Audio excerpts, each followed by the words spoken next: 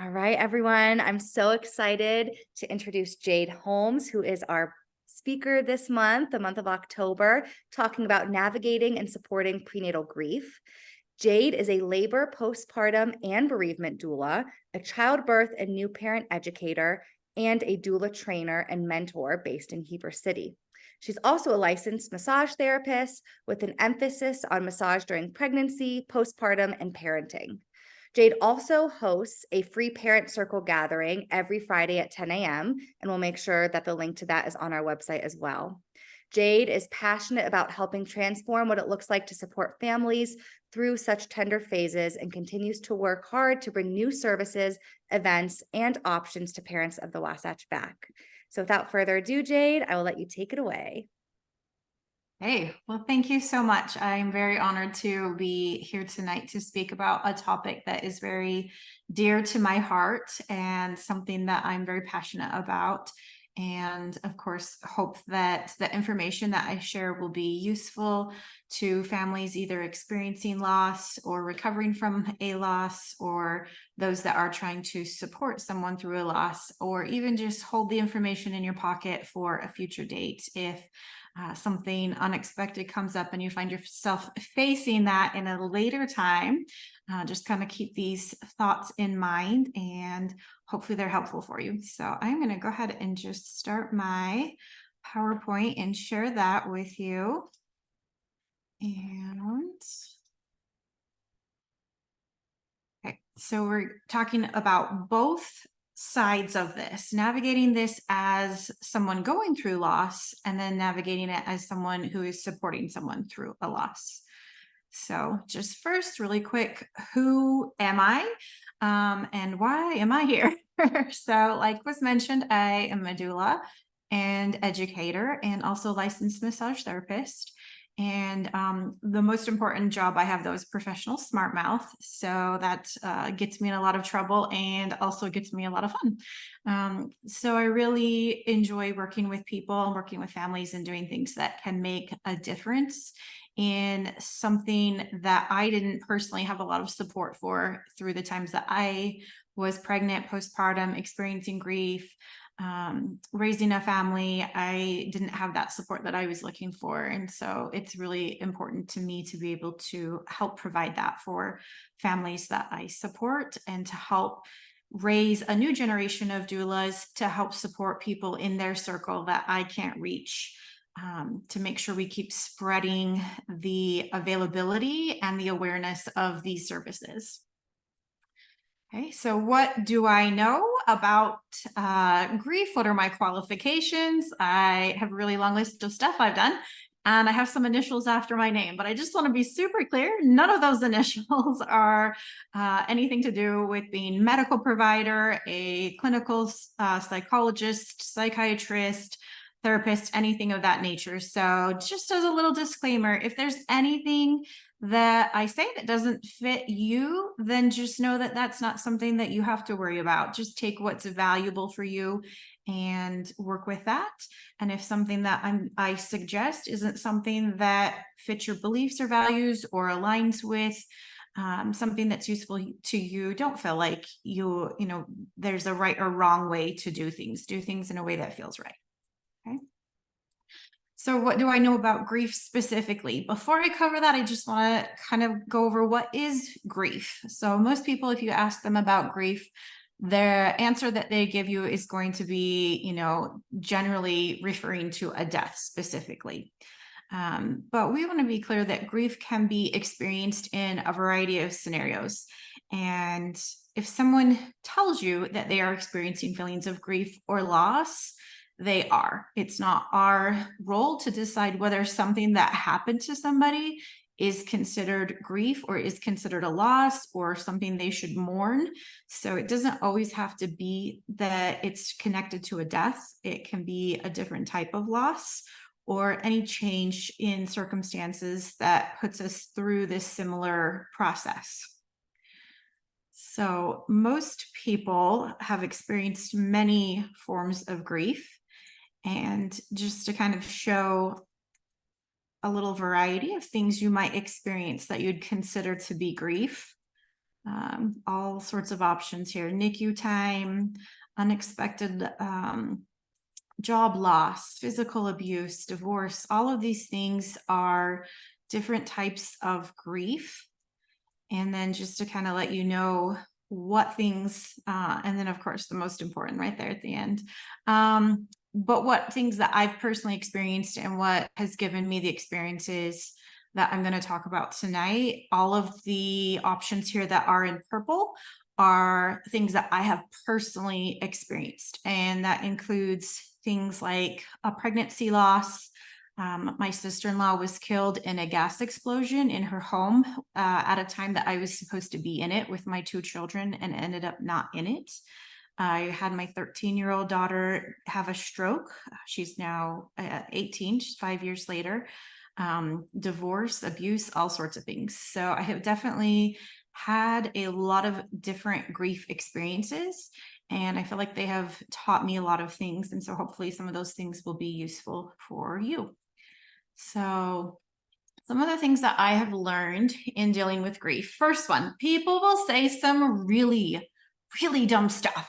And I can decide if I want to be offended by it or if I can just take a breath and remember that most people are trying to do something positive, helpful, uplifting, supportive, and they just don't know how. So it's frustrating when somebody says something that just kind of doesn't really help, and if anything actually makes it worse. But I can learn to process things in a way that I look at what their intentions were and try not to get too bothered by it. Just to give kind of some examples there, like when my daughter had a stroke and was in the middle of brain surgery and they're cutting her skull out and removing a hemorrhage out of her brain. And I have people sending me text messages telling me what kind of essential oil that I should rely on to help her recover from this, or just things like that we say in trying to connect and trying to relate, trying to do something supportive, and we end up kind of just blubbering. A really significant thing that I learned when my sister-in-law was killed was that the world doesn't stop moving, and yet we really, really want it to.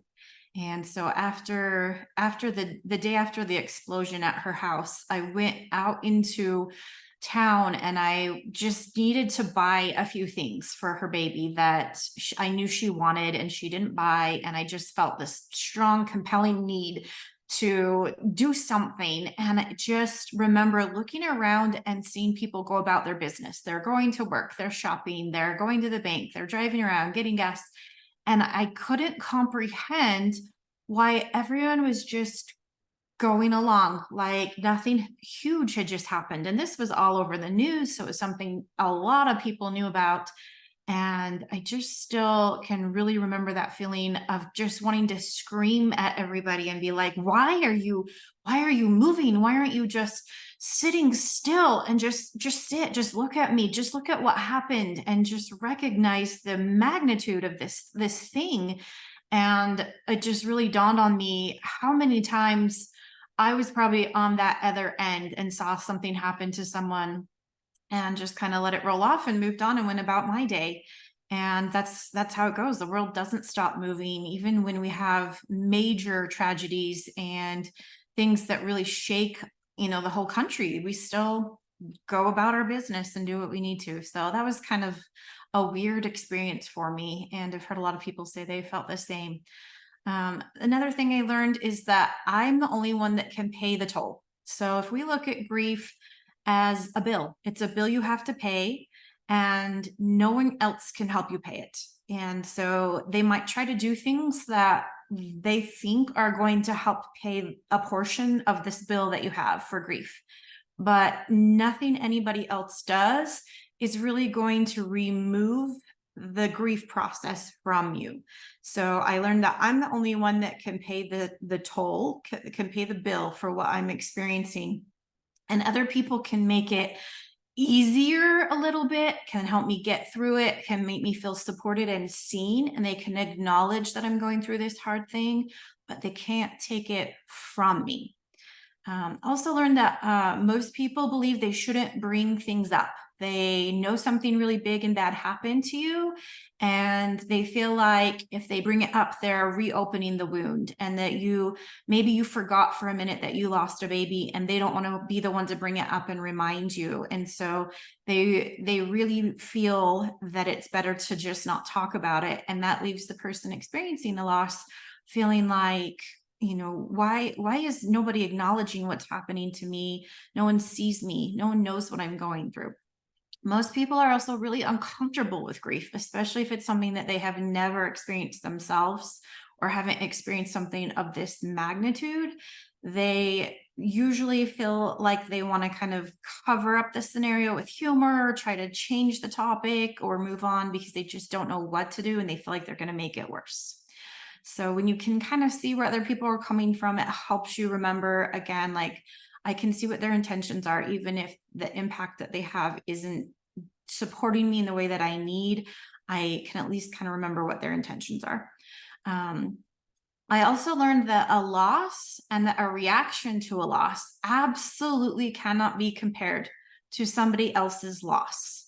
And what I mean by that is, for someone that has an early miscarriage and things are otherwise going okay for them, they might have a much seemingly smaller reaction to the loss than someone who's had 5 miscarriages, their mom just passed away, and their husband lost their job. That loss will feel a lot heavier because loss really can compound and add on top of other losses or other struggles.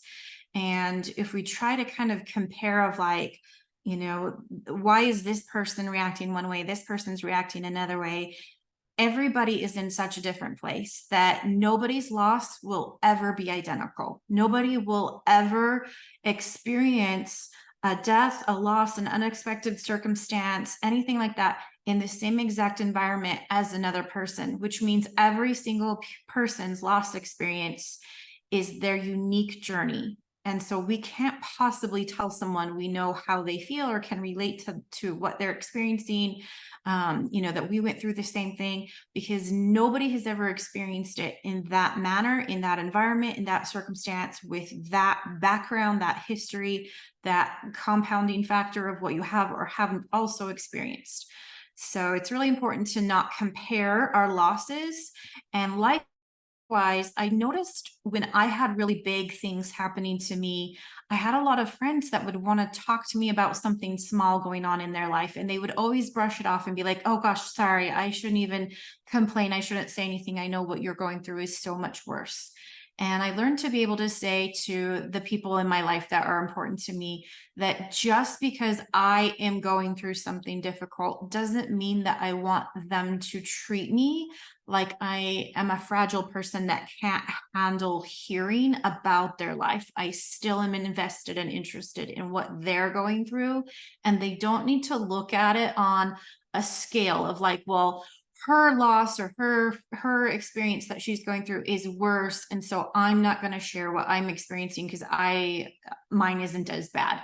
It's not a competition in either direction. And so it was important to me for my friends to understand that no matter what bad thing I was going through, if they felt like they wanted to share something with me or they wanted to update me on something they were experiencing, I wanted them to feel free to do that. Okay, next, as this is a little bit stereotyping, and I'm gonna just take the risk of stereotyping, but we know that historically different genders handle loss very, very differently, meaning that women very frequently handle loss very, very differently than men. And so when you're a female looking at going through an experience and you're looking at how maybe your spouse is reacting to the experience and you see a difference and you feel like they're disconnected, they're not as emotional as you, they don't seem bothered by it, they're putting it away, they don't care. This can tend to create tension, division, difficulty down the road for that relationship. When if we could kind of just understand that an average typical man will handle grief in a way where they kind of pack it up and they put it away, and they're going to store it in a little box in the back of their mind and focus on taking care of their female partner, their wife, their whoever. And they're going to prioritize her space and allowing her to be as emotional, as depressed, as anxious, as whatever the things that she's going through. They're going to allow her to experience that and make sure that they don't add to her feelings. And then some far day later on, that little box is going to feel like, hey, she's okay-ish now. We're safe to open up this box, and it's going to come out of nowhere. And then all of a sudden we see this grief happening in our male partners. And if we don't understand that and think that their reaction shows that they're just not connected to what we're experiencing, especially we're talking a pregnancy loss, and we look at that and we're feeling like, God, they don't even care that we just lost this baby. They're not even reacting to it. Understanding that difference in processing can help us have a little bit of patience and perspective about what they're experiencing, so we don't take it and use it as something to kind of make a new problem with. And again, that's stereotyping. Everyone reacts to things differently, but that is the typical gender difference that we have observed. Next, there are no clear stages or consistent timeline. It's very common for people to say something along the lines of like, it will get easier over time or whatever. It's not something that like over a course of time that you're like, well, that's easier now. You just learn to live with it. You learn to grow around it. You learn coping strategies. You do what you can and you move on. It does not change the amount of pain. It doesn't change the magnitude of what you experienced or what happened. There's really, in my experiences, there's no clear stages. There's no like, we're going to be at this and then we're going to move on to this and then this. Finding meaning or fixing an issue in some way, I have found, is a really significant part of healing. And so for someone maybe that experienced a pregnancy loss that was connected directly to a certain diagnosis medically, or a condition that's maybe not something a lot of people are familiar with, they might find comfort or meaning or value in raising awareness of that or drawing attention to that to help prevent that issue from happening to someone else. And so for me, with my sister-in-law getting killed in a gas explosion, I found myself super compelled to bring awareness to natural gas detectors. And I was even on the news and did a whole thing on KSL, on the Art Local news station, to try to compel people to get this gas detector that would detect a leak in their home, so it would hopefully prevent other deaths. We found later that they don't work very well and they're very finicky, so we kind of dropped that efforts eventually. But that is what I'm talking about when I'm saying we find meaning or we find a way to try to address the issue. For a friend I have that lost a child in a car accident, they might feel compelled to work on like traffic laws or getting new traffic lights or something in that area to help prevent another person from experiencing that same thing. So I feel like it's really a significant part of the healing process and the recovery to feel like you did something, you learned something from it, and you're doing something bigger than your own experience and try to prevent it for someone else. At the same time, I know we've probably all heard it said that like your experiences write the manual for other people to get through a struggle. And if you're someone like me that's had a lot of them, you might kind of feel like, I would really like to stop being the person that's writing all of the manuals for everybody.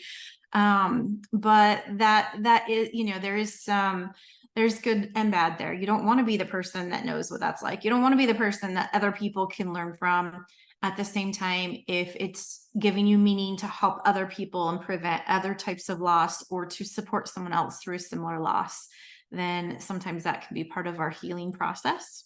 The big smack in the face, I really just didn't expect. Started with the first pregnancy loss, went on to all the other things I've experienced. We don't have nearly as much control over our lives, over our bodies as we thought. And that in itself creates this immense feeling of grief, of separation from your bodily autonomy, of feelings of betrayal from your body. This can be whether it's pregnancy loss, whether it's fertility, whether it's a cancer diagnosis, whatever it is, realizing how little control we have over what happens to us just just magnifies the feelings of loss and the feelings of grief, because we had this plan and we had this vision and we saw our future and we saw our life and we saw how things were playing out, and we imagined it, and we, oh, I'm so sorry, I had an alarm on. We worked towards it, and we're doing all this effort to try to go towards goals and visions for ourselves, and then it can just pull right out from underneath us with no warning, with no reason, with no nothing, and to just feel like, God, we just sit here and stuff happens to us and we don't even know why, which kind of moves on to the next one. Is like we fixate a little bit on like, what did we not do? What did we not do good enough? What did we miss something? If our loss is connected to pregnancy or connected to the loss of a child, maybe there's a level of guilt or responsibility if you had some kind of role in it in some way. If you just keep thinking, I should have checked on my baby again, I should have gone in and had the heartbeat checked on, I shoulda.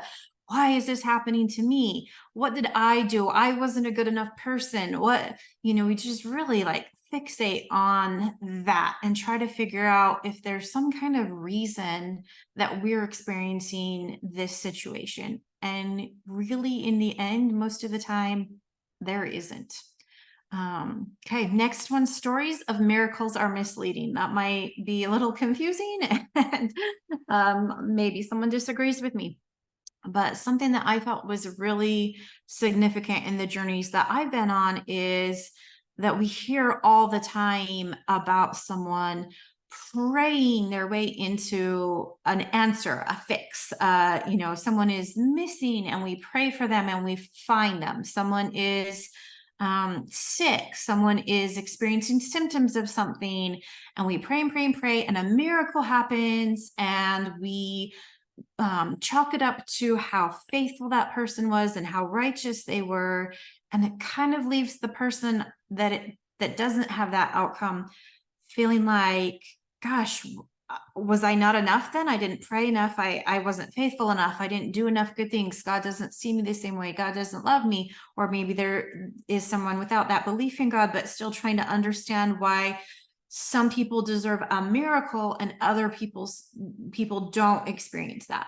And so just my own personal perspective after having gone through a big handful of stuff is that we're kind of misplacing the emphasis on the miracle. And to me, the miracles were the uniting of people, families coming together, communities coming together, people showing up, stepping up, willing to help, the connection that you feel to your community, if religious in some way, maybe the connection that you feel to God or a higher power. To me, that was the miracle. And the outcome may be what we want, and it may not be what we want.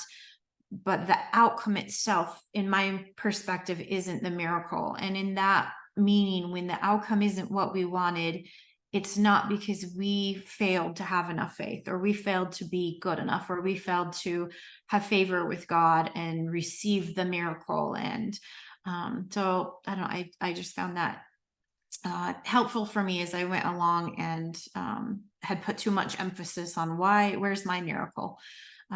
Grief definitely unlocks new fears and anxieties.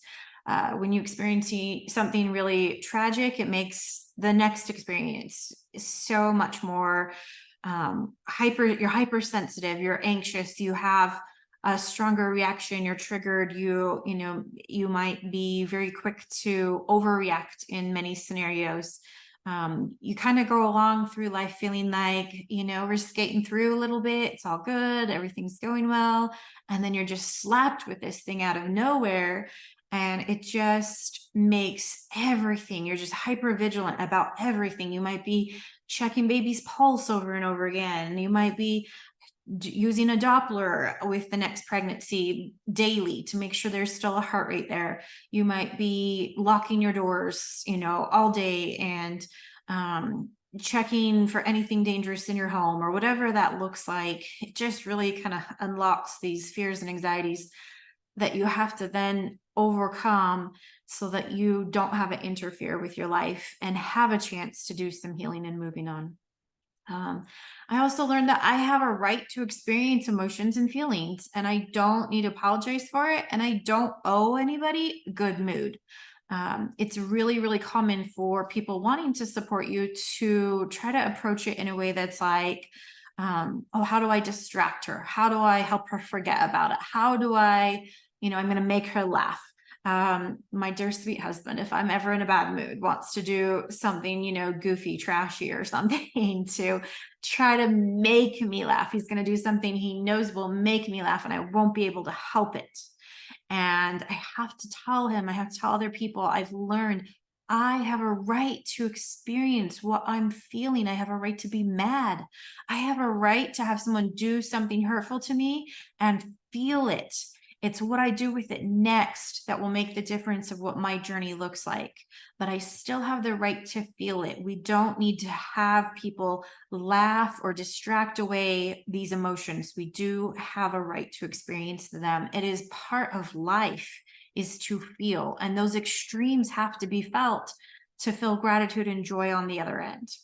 Um, really big lesson I learned was how hard it is to process, comprehend things, how hard it is to comprehend time, how hard it is to understand questions people are asking you or what they're offering to do for you.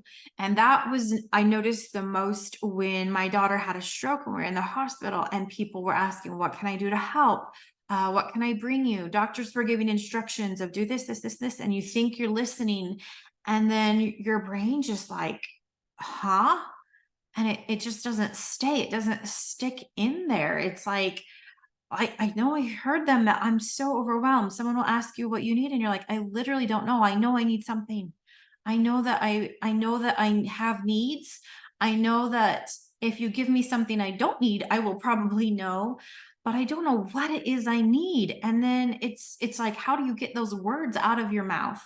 And that was really important for me to understand. I had an experience later where I heard someone talking about a friend that they had whose son had committed suicide.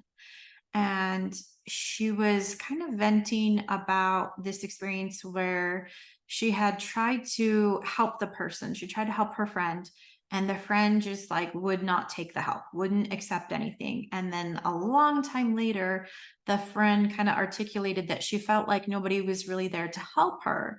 And this person that I'm hearing from is like kind of complaining, like, I was there to help and you didn't want the help. And now you're complaining that no one was there to help you.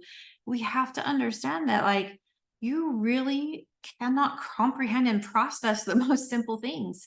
And someone asking what they can do to help you, it's like, I don't even know what to say. Like, my mind is blank, or I know what I need, but I don't know how to ask for it.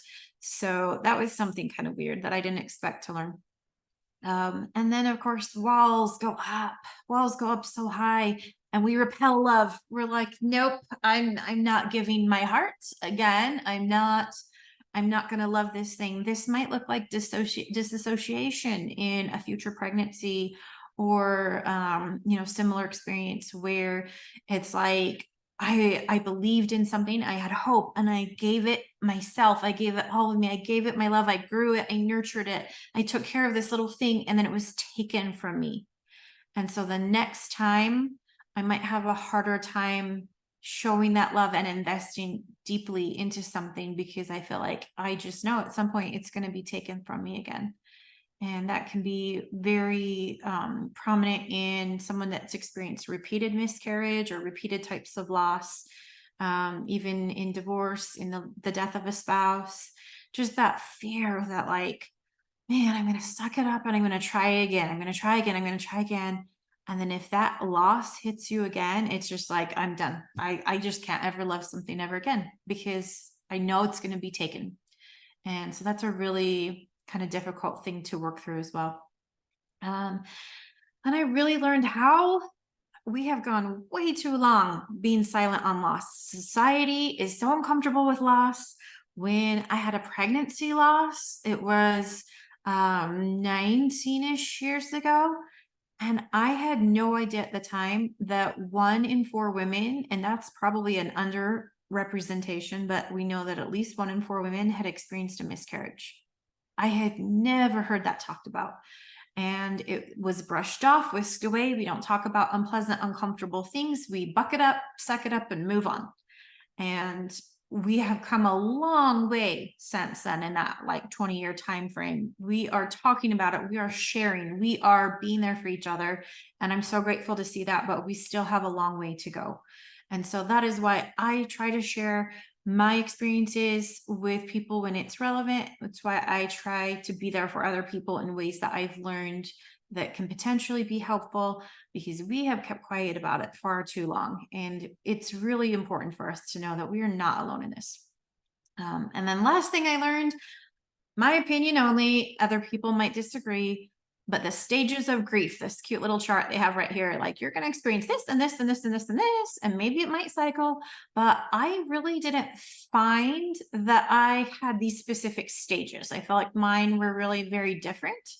And so, yeah, just, I mean, kind of irrelevant there, but I just feel like we shouldn't maybe try to fit ourselves into all these little boxes or like consistencies that might apply to someone. If it applies to someone and they're like, yeah, I can see this process, I can see this cycle that I'm going through, and it helps me to know what stages that I'm experiencing and what I might experience next, then I think that is super helpful for them.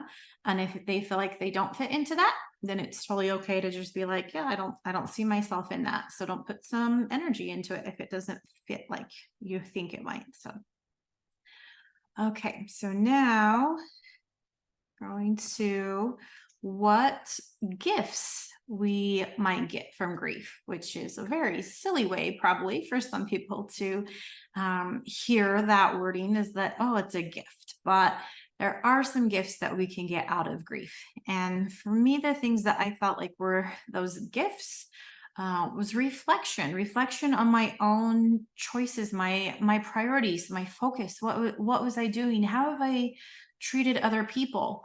How have I myself, have I said the dumb things? Have I gone about like the world is going on and not holding still while someone else was blown away with something big? Have I been less empathetic, less compassionate than I should be? So just having an experience like that helps you kind of grow your own, helps you grow your own wisdom. It helps you grow your own um, person and who you are, and kind of shapes and changes how you react to people going forward. And it really, I think, also can help your faith in others when other people step up, even if it's in the way of saying something dumb, even if it's in the way of doing something that was unhelpful, even if it's not something that's actually working for you. Just knowing that other people around you see you and you're not alone and they're willing to help, it just increases your faith in other people and it increases your connection with them. So for me, I found these things to be gifts that have helped me be a better person going forward.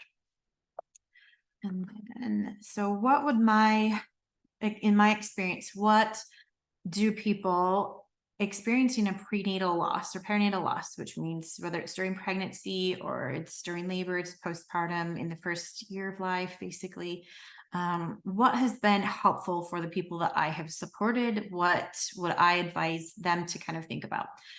First one would be to utilize bereavement doula support. Most of us do not charge for these services, and there are many bereavement doulas around in our state that are willing to kind of help you navigate and know what your options and choices are, and just to be there for you and be a support. And it can be kind of weird. Some people might think, well, why would I want some person I don't know, I've never even met, to have anything to do with this experience that I'm having? And I feel like, you know, there's some people that won't work for, and that's fine. That's something that if it doesn't work for you, then don't worry about it. But for a lot of people, having someone that's like outside, that's not like emotionally connected to you, it's not your spouse, it's not your parents, your siblings, you'll actually kind of get some different perspective that can be helpful, because of that lack of connection personally, because they don't know you, because they're outside of that scenario, you're going to get a different type of support from them, and they can be unbiased, and they're not going to try to like manipulate you into doing certain things certain ways, because they don't have those roles or agendas or relationships with you in your life to have any reason to do that. So sometimes you can actually get really, really good support from someone you've never met. And so that might sound weird, and I get that, but in my experience, that's been the case. The next thing I would suggest would be take the pictures. Take the pictures.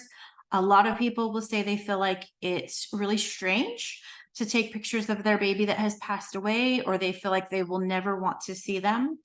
If you take them and you never look at them, that's fine. But if you don't take those pictures and one day you wish you had them and you don't have them, that cannot be undone.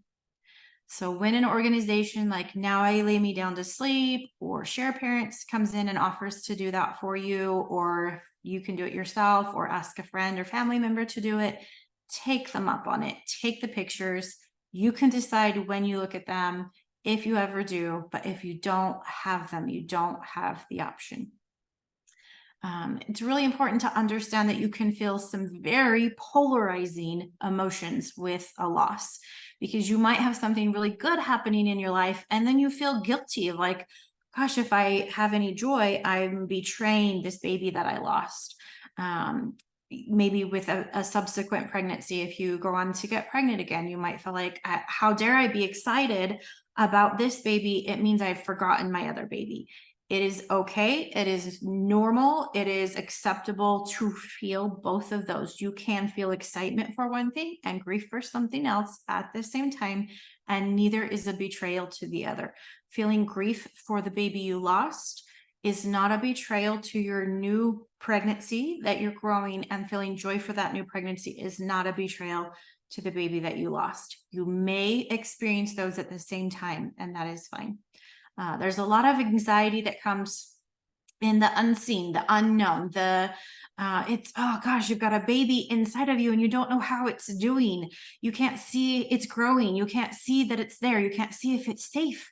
You can't see what's happening. You don't know what choices you should make if it's in harm. And it just is so overwhelming to have that unknown.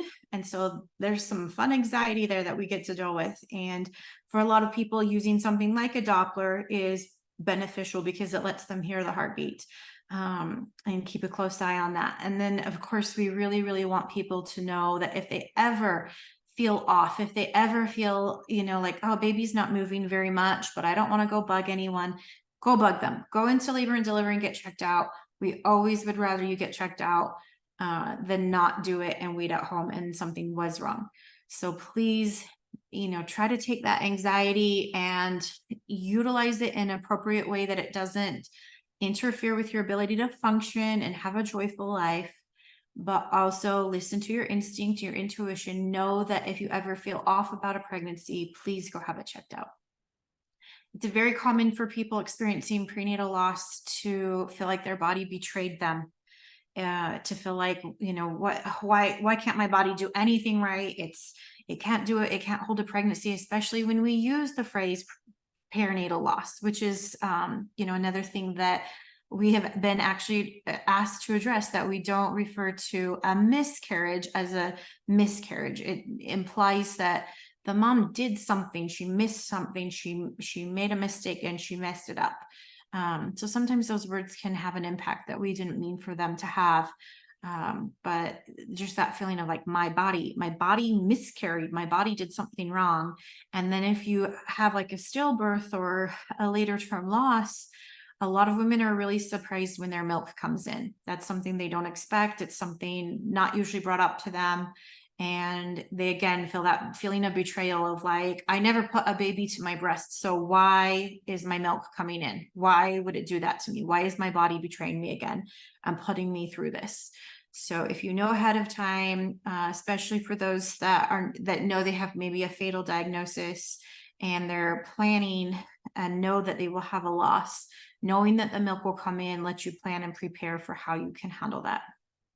Some people might experience a loss at home.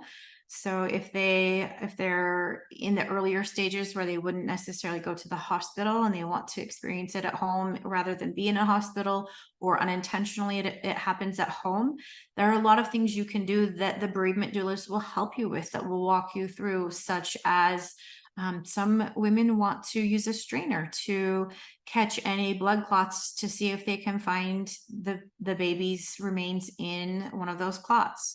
Some people want to have some time with that baby if they do find anything. They also need to be prepared that the baby may not be all the way intact, and to know whether or not that's something you can accept if you'd rather not look for the baby, knowing that that might be the case.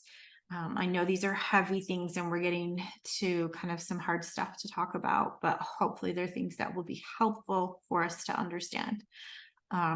If you do find a baby's body in a blood clot in a sac, passing a baby at home, some people will like to put it in a bowl of water or saline to kind of preserve the form while they have a little bit of time to grieve with it or experience that. Then deciding what do we do with the baby's body at different points of gestation. You might have a very, very small baby, or you might have an almost fully grown, or a stillbirth. Stillbirth typically results in a funeral or a cremation. When we're on the smaller end, there's options there as well. And again, that's something a bereavement doula can walk you through, all of these options, and help you know what you might want to choose to find the thing that fits for you. And then of course, future pregnancies, we talked about that anxiety and like what happens next time you're pregnant if you choose to have another pregnancy. Allow yourself to feel that joy, allow yourself to not let the anxiety that you will have overtake everything. And I know that's really hard to do. It's really easy to say, it's really hard to do, but it's okay to allow yourself to experience that grief, but still also don't have it completely take over your life to where you can't function and find joy in a future pregnancy. You have options like getting placenta art or breast milk jewelry, or you can get cremation ashes or a little lock of baby's hair put into a little locket, or all sorts of things. So just be aware that there are keepsakes that you can get. Again, understand that husbands process things differently. And when you recognize that, then hopefully it won't add to additional difficulties that you're experiencing. If you have a baby, maybe a stillbirth or a later term loss, take the time to notice the baby's details. Look at them, just look at them, look at their fingernails, count their toes, look at their hair, look at their eyes, whose nose do they have, what do they look like, and just let that imprint into your brain. Don't be afraid to do that. Some people have said they felt like it was a weird thing to do and they wish they had done it more and spent more time with their baby, but they thought it was a weird or an unacceptable cultural thing to do. It's not. You do whatever it is you need to do. Understand that trauma therapy options are out there for you, that you frequently talk therapy is not as effective when it comes to trauma. Depends on the person, but just know that there are other options like EMDR, CBT, other things that can help you that are really specific to helping with trauma. Attend support groups that are specific for loss. That will really help you to have other people around as well. If you can let people know what you need, let them know. Don't be afraid to accept offers of help if you're able to articulate like, hey, this is really what I need. And then be aware that you might have some difficulty with dates, with holidays, with things like the due date. Let's just say you lost a baby at 37 weeks. When the due date comes, you'll probably have a little extra surge of tenderness that day. And the baby's first Christmas, first birthday, first, all of those things, those dates tend to take a little bit extra toll on us. And so when we're kind of aware of that, maybe plan your day around that. If you know that it's going to be a little tender for you, maybe that's a day to take off of work, or maybe it's a day to not take off of work if it helps you better to be at work. Whatever that is, just kind of be aware of those dates. other pregnant people can be something that people have a strong reaction to. And it's a very common comment that I see where people feel like they don't want to see or be around other pregnant people because it kind of is too much for them. Just honor where you're at and give yourself that space that you need. And don't worry about what other people think or other judgments or whatever. Someone's always going to have a judgment of how you handle anything. So just do what works for you. And if that means maybe you have to skip a baby shower for a coworker or whatever it is that will help you, then that's okay to do that. Be aware that there's something called a cuddle cot. It's something we have that the Park City and Heber hospitals share, and many of the other hospitals in Utah have one. The cuddle cots are donated by families who have experienced a loss. What they are is kind of a refrigerated mat that's in a bassinet, and it helps kind of preserve a baby's body after a loss so that you have more time with them. And those are things that sometimes we have to ask for. The hospital staff don't always know or go to those things and get them. So when we know that that's something that's available, then we can ask. And then PMADs, which is postpartum mood and anxiety disorders. Be aware of those signs and symptoms and understand that even with a pregnancy loss, we are still at risk for those mental health issues, and we can get help for those. Okay. And then what if you are the person? Sorry, Yeah. I just want to let you know there's about Yeah. 4 minutes left. Okay. Okay. All right. So what if you're the person supporting the perinatal loss? Of course, just be mindful of kind of all those things we've already talked about, how you approach things. But the things that people have really expressed are important to them is that we use the baby's name and we use them in the count. We count them. So if you're a grandma and your daughter lost a baby and you have 5 grandbabies and you say, well, I have 4 grandbabies, then that's going to be something that she finds to be hard. She wants you to say, I have 4 grandbabies and an angel, or I have 5 grandbabies, or however it is you word it, but include them, count them. Ask them to share what they're feeling. Ask them to share what they want to express. Don't use statements with at least, like at least you have other kids, at least you can get pregnant again, at least whatever. There's basically nothing you can ever say that starts with at least. Don't try to relate by saying, I know exactly what you're going through, because like we mentioned before, you don't. Nothing about your scenario will ever be exactly the same. Don't try to one up. Don't be like, well, this is my fourth miscarriage. Oh, you had a miscarriage? Well, I've had 4. That's not the time for that. No silver lining, no trying to make it, look like something good. We don't want to hear any of the God needed them more. God had a job for them. They're in a safer place. None of that. Those things are all what women have repeatedly shared are not useful things. Be okay with silence and discomfort. Be that person that can sit there and just let them be mad. Let them be pissed off. Let them rage. Let them cry, whatever they need to do. Be mindful of those dates, the due date, the first holiday, the first birthday, the first Christmas, all of those things, and check in on them. Be there for them. Say, hey, I'm thinking of you today. Understand how difficult it is to articulate your needs and be patient with them if they aren't able to say what it is that they need. Recognize someone's experience. Just if you don't know anything else to do, just saying, I recognize what you're going through is really heavy. I acknowledge that this is a lot. That's more than what a lot of people will do. Understand you can't pay the toll. You cannot say, hey, let's go to Zumba class. I'm going to distract you from what you're feeling. It doesn't work. And then be aware of compassion, fatigue, and boundaries. Try not to get yourself in a situation where you're always trying to fix and heal everybody else, and then you end up wearing yourself down.